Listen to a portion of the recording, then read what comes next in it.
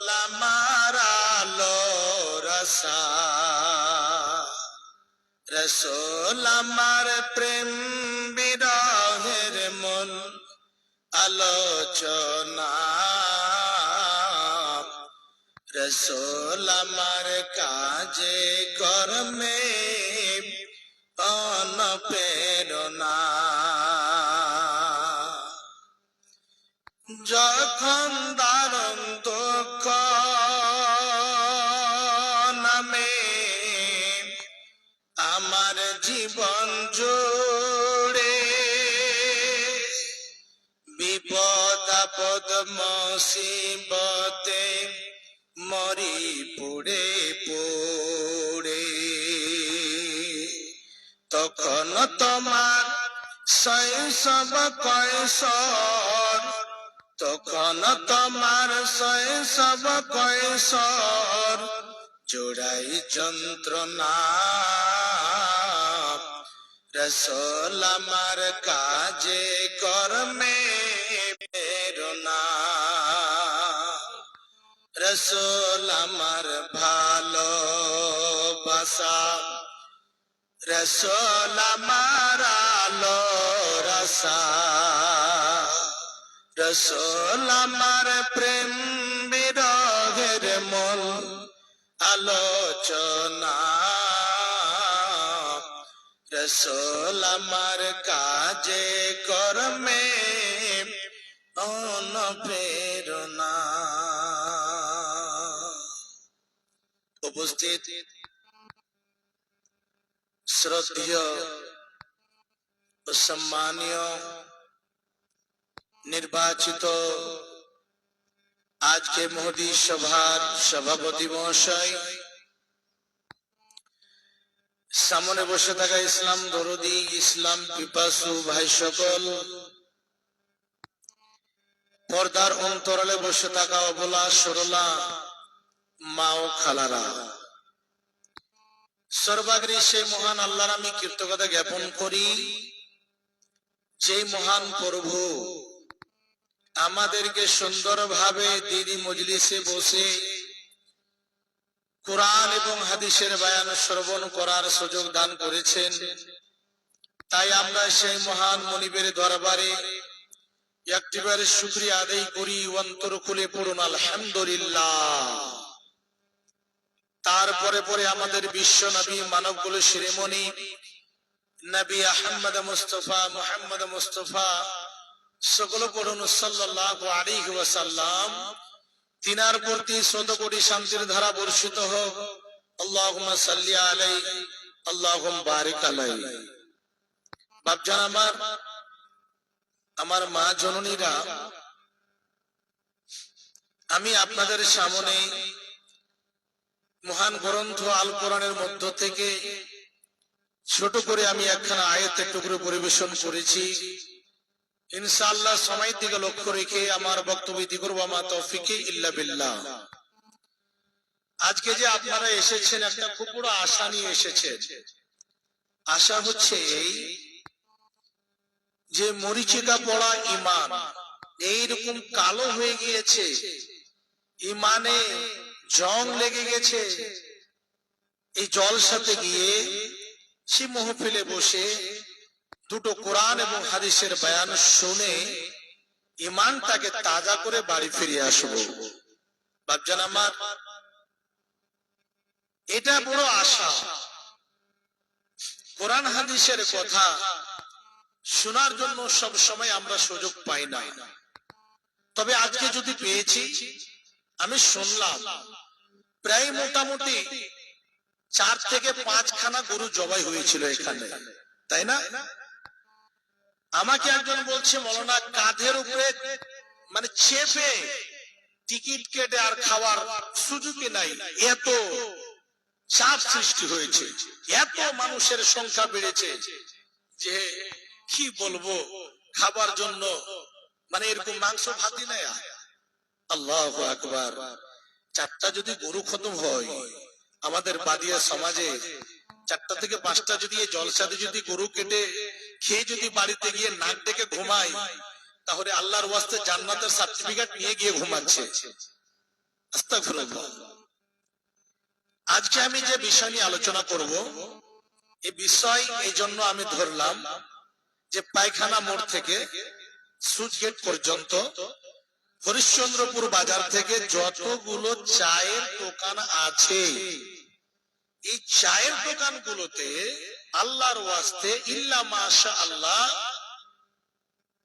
চায়ের দোকানে বসে কোনদিন ভাই একটু হ্যাঁ হু বলবেন যে কোনদিন কি জিকির আজকার হয়, কোরআন হাদিসের কথা হয়, ভালো একটা কথা হয় যে ভাই নামাজ কেন পড়েন না, রোজা কেন রাখেন না, ভাই মদ কেন পান করেন, আপনি এইরকম জেনা কেন করেন, আপনি এইরকম যতগুলো নাশাদার দ্রব্য জিনিস আছে ওই সমস্ত জিনিসগুলো যে আপনি খাচ্ছেন, একটাও কি ভালো কথা হচ্ছে?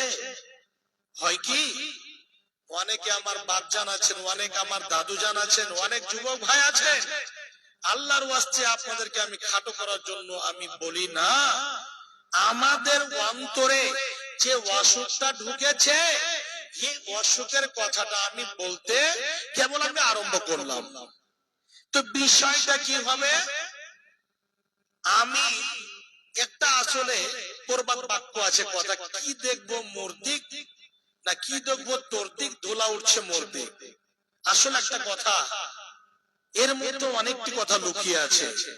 ভাইরে কি বলবো আপনাকে ভালো কথা, কি বলবো আপনাকে নামাজ রোজার কথা, ভাই আমি তো অসুখে ঢুকে আছি, আমার পা থেকে মাথা পর্যন্ত শরীরে এত ঘা হয়েছে, এত অসুখ হয়েছে যে কোন জায়গা বাদ নাই যে এই ঘা হয়নি, ফোড়া ফুঁসি হয়নি।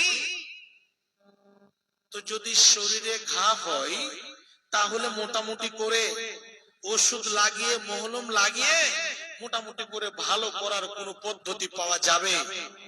কিন্তু একটু কথা বলুন দাদু জান, যে অন্তরে যদি ঘা হয়ে যায়, ওই অসুখটা যদি অন্তরে হয়ে যায়, তো মুখের দিক দিয়ে মহলম লাগাবেন না কোন দিক দিয়ে লাগাবেন, না পেটটাকে চিরে ওই জায়গাতে মহলম লাগাবেন যে অসুখটা ভালো হয়ে যাবে? বাপজান আমার, অসুখটা হচ্ছে জীবনে কোনোদিন নিজের দিকে আমি দেখি না যে আমি কি করি, আমি কোন জায়গাতে আছি, কেমন করে ইনকাম করি, কোন জায়গা থেকে আমার বাড়িতে ইনকাম আসে, আমি কোন কোন গুনাহে ঢুকে আছি, কোন কোন জায়গাতে আমি পড়ে আছি, এটা আমি দেখি না। তবে ওই দোকানে গিয়ে, ওই বাজারে গিয়ে সব সময় সমালোচনা কার, অমুক লোকটা এই কাজ করে গো, অমুক হাজি সাহেব হজ করে এসে জানো উশালা এই কাজ চালু করেছে, আরে অমুক গ্রামে অমুকের ছেলে অমুকের মেয়ে ধরা পড়েছে, 4 লক্ষ টাকা তাকে জরিমানা করা হলো। মানে চায়ের দোকানে বসে তো একটু গল্প করতে হবে, কিছু তো একটু বলতে হবে, না সময় কাটবে না। বাপজান আমার শুনে রাখুন, আজকে সুন্দর করে পয়েন্টের উপরে কিছু আপনাদেরকে আমি দিয়ে যাব, এটা একটা আমি আশাবাদী। তবে প্রথমে যখন আমি আরম্ভ করলাম, আগে আমি দুঃখের কথাটা আপনাদেরকে আমি জানিয়ে দিই। দুঃখ হচ্ছে এর আগেও আপনারা আমার বক্তব্য শুনেছেন, প্রায় মোটামুটি আলহামদুলিল্লাহ এই রাস্তাতে আমি এই বক্তব্য ফিল্ডে 15 বছর থেকে আমি আছি, পড়ার যুগ থেকে আমি আছি।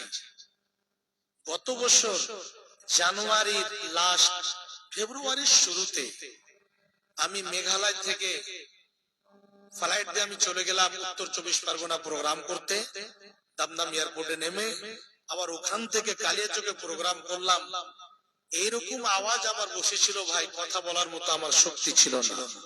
তবে এর মধ্যে কিছু অসুখ, তার মধ্যে একটু মানুষের ষড়যন্ত্র, মানুষের উপরে জাদু টানা হয়, নবীর উপরে জাদু টানা হয়েছিল। আল্লাহ যেই করেছে, যেই হিসাবে আব অসুখ হোক বা যেই কেউ করুক, আল্লাহর ওয়াস্তে এটা আল্লাহকে আমি ছেড়ে দিয়েছি। আল্লাহ তুমি সুপ্রিম কোর্ট, জজ কোর্ট, হাই কোর্ট, তুমি এটা ফয়সালা করো। আর অসুখ যদি হয়ে থাকে আল্লাহ তুমি আমাকে সুস্থতা দান করো, আল্লাহ তুমি শেফায়ে কামলা আজলা দান করো। এটা আমি আল্লাহর কাছে কান্না করে করে দোয়া করেছিলাম, এখনো করছি আমি।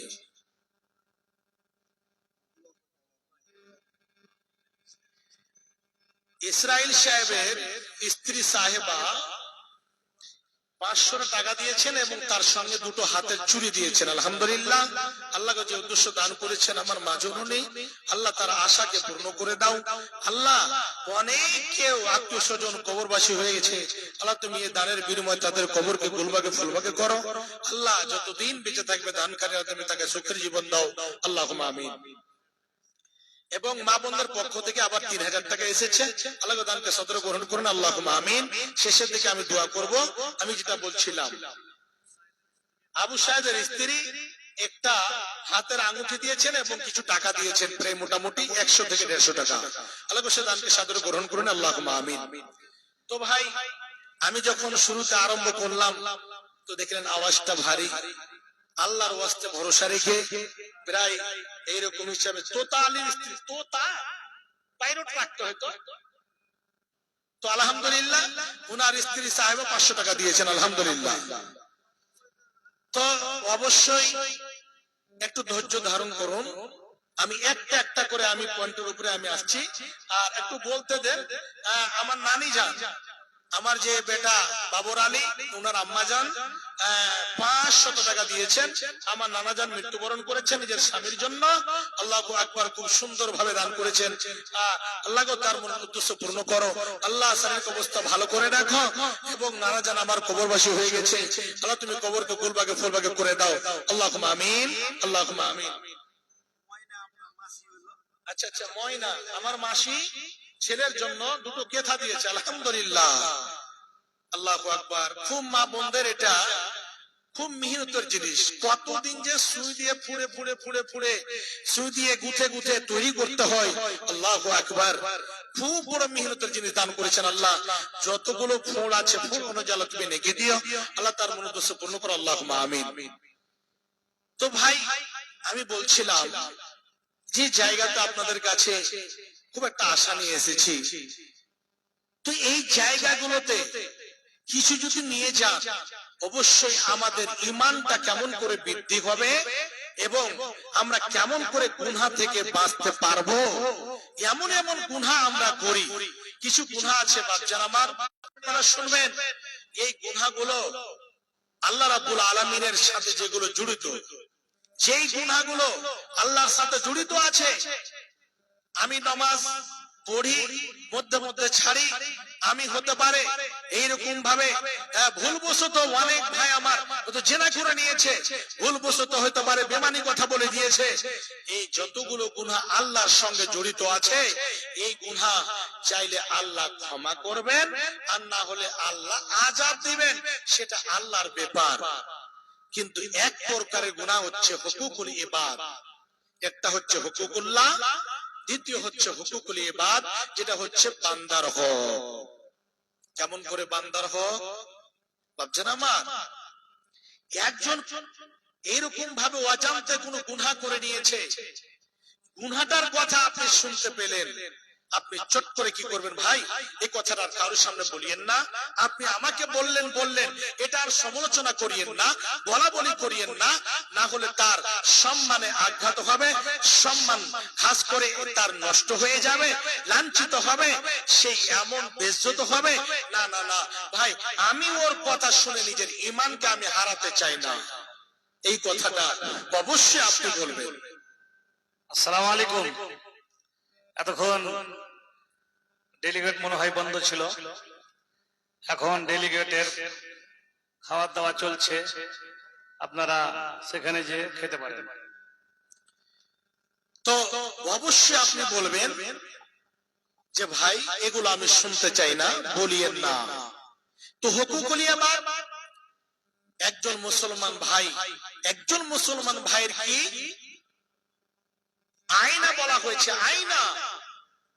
একজন ভাইয়ের পায়ে কাঁটা লেগেছে, আপনি শুনতে পেয়েছেন, উস শব্দ করেছে, আপনাকেও অতটা দুঃখিত হতে হবে যতটা সে দুঃখী হয়েছে।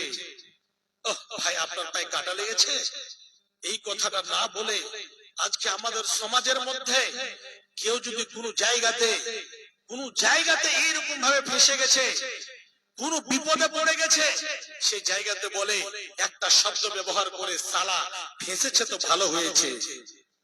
আল্লাহ রাব্বুল আলামিন কোরআনের মধ্যে কি বলছেন? বান্দা শুনে রাখো, যারা আমার প্রতি ঈমান এনেছো, যারা আমাকে এক করে বিশ্বাস করেছো, তোমাদেরকে আমি বলছি শোনো।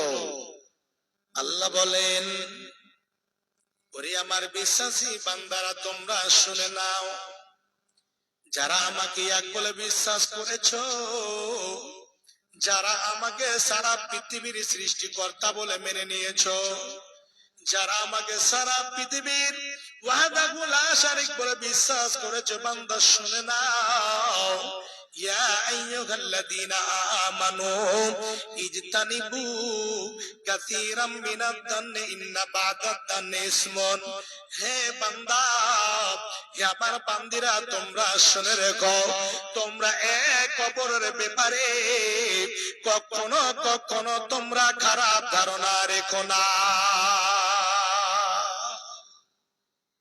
এক অপরের ব্যাপারে, এক অপরের সম্পর্কে কোন সময় তোমরা খারাপ ধারণা রেখো না। বাপজান আমার, আমরা সব সময় এক অপরের ব্যাপারে বলা বলি করি, এক অপরের ব্যাপারে আমরা সমালোচনা করি।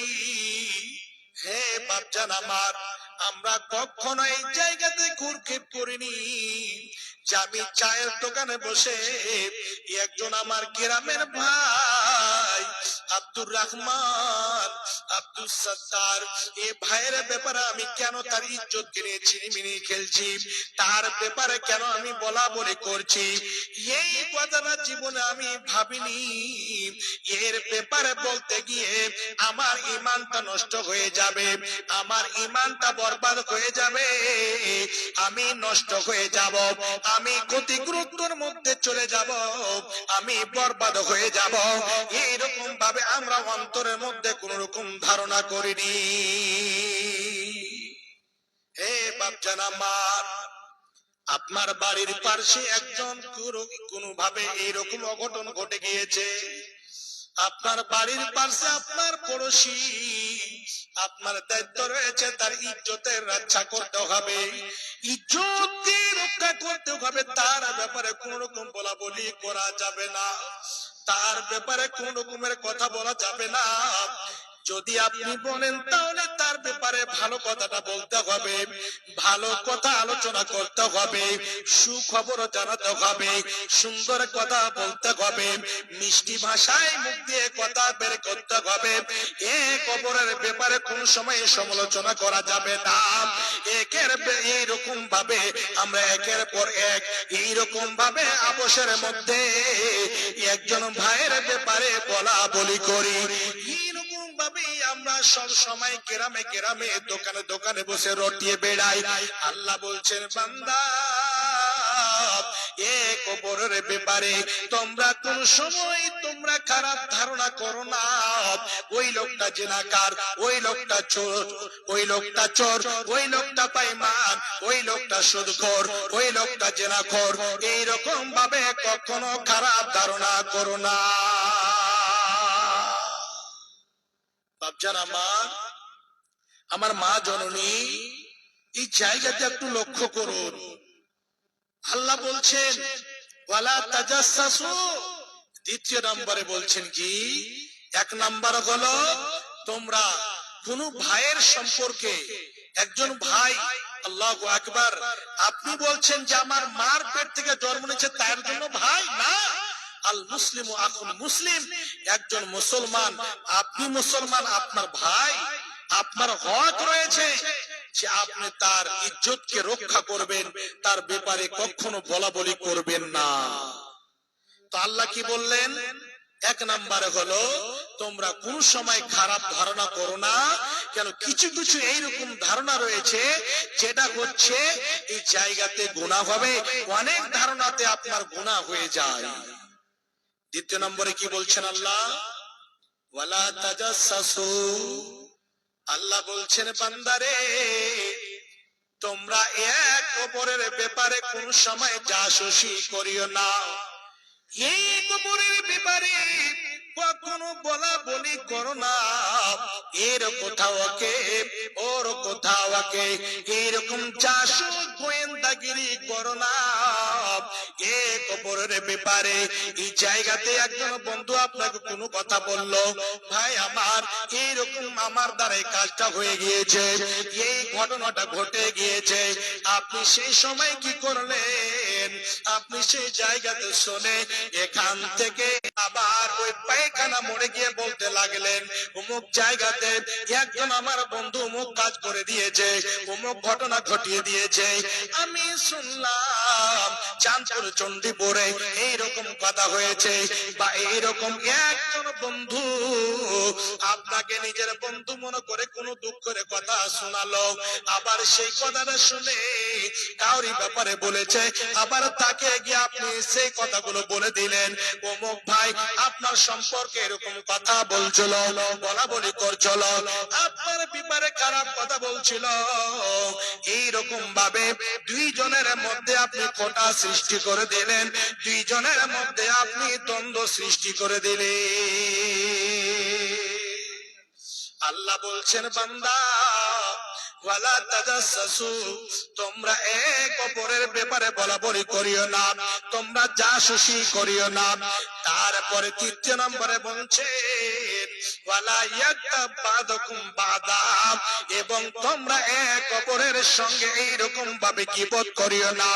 গীবত হচ্ছে আল গীবাতু আসাদ্দু মিনাল জিনা, গীবত এমন একটা মহাপাপ, কেউ যদি জেনা করে না, জেনাতে অতটা বড় পাপ হবে না যতটা পাপ আপনার গীবত করাতে হবে। বাপজান আমার, গীবত কিরকম